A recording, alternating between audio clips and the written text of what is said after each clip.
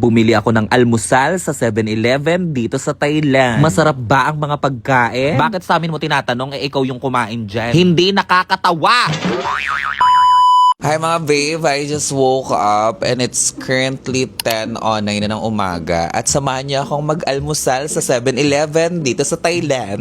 Hindi pwedeng mawala to kasi itong nagpapagising sa akin. 7-Eleven dito sa Thailand, tara. Nakakatawa.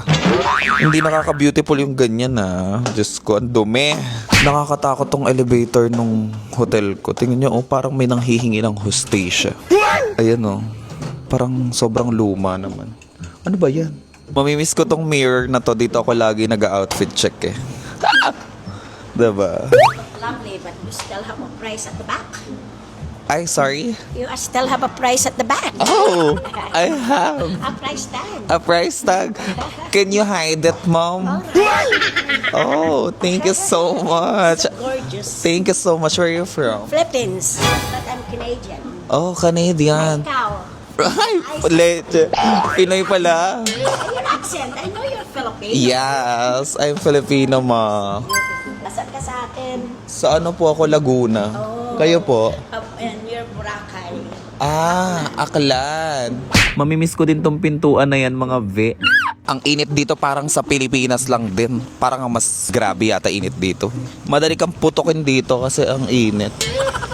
As you can see mga babe, yung side na to, yung mga sasakyan pa ganon. Pero sa Pinas, yung side na to, mga pa ganon yung sasakyan. Ewan ko na, basta. Ay! Bali, itatry natin bumili ng breakfast sa 7-Eleven dito sa Thailand, mga babe. Titingnan natin kung iba ba yung 7-Eleven nila sa 7-Eleven natin. Kahapon kasi naggagala ako dito sa mall. Tapos nakita na ko dyan sa damit ko na yan. Kaya binili ko, kaso ang mahal. 890 baht. Sa peso parang 1,600 something ganon. Para naman ako nakasuot ng kobre kama. Diyos ko! Sawadika. Sa pagkain, mga babe, I would say beautiful approved. Kasi hindi siya nalalayo sa lasa ng mga Pinoy food. Ano to Giniling. Ano kayong pasok sa panlasa ni beautiful? Ay! Okay na to? Magana tayo? Titimpla tayo ng inumin. Talagang nag-cart ka pa, ha? Akala mo ang dami mong bibili. Ano bang pakialam mo? Ano pala? Sawadi. Pay.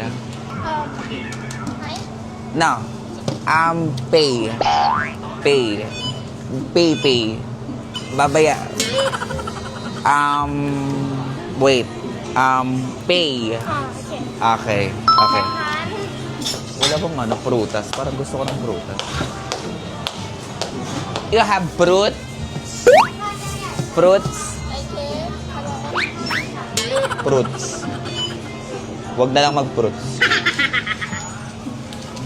Natakot yata siya sa akin. Kapon ka.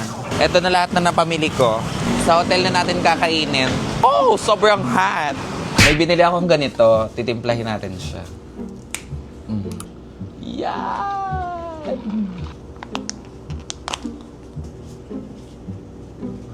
Yes! Let's see if masarap. Ito yung ko ngayon, ulam. Ay, shit. Ang bakit ng amoy. Amoy gamot. Ay, hindi. Amoy kubot. Alam niyo yung kubot? Yung parang ginagamit minsan pang paligo. Yung nilalagay sa tubig pag may sakit ka. Alam mo yun? Yung pang probinsya. Hindi ko nagustuhan yung lasa nung binili ko, mga ve. Para siyang merong aftertaste, ganun. Lasa siyang gamot na parang damo, na parang... Tikman naman natin tong sandwich nila. Lasang Pilipino. Hindi na ako nakapag-video niyan kasi nga magche-check out na kami sa hotel kasi lilipat na si Beautiful. See you sa aking mga next vlog, mga ve. Thank you sa mga nagfa-follow. Malapit na tayo mag 2 million.